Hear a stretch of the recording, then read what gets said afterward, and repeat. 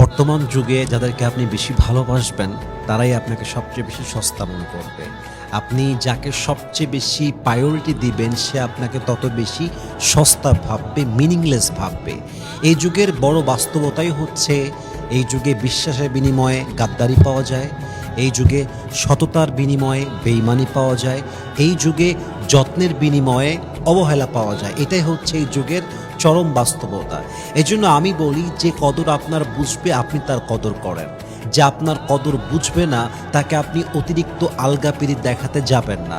যে আপনার ভালোবাসার মূল্য বুঝবে তাকে ভালোবাসবেন, যে আপনার সম্মান বুঝবে না, যে আপনার যত্নের মূল্য বুঝবে না, যে আপনার সততা বুঝবে না তাকে সততা দেখায় কোনো লাভ নাই, তাকে ভালোবেসে কোনো লাভ নেই।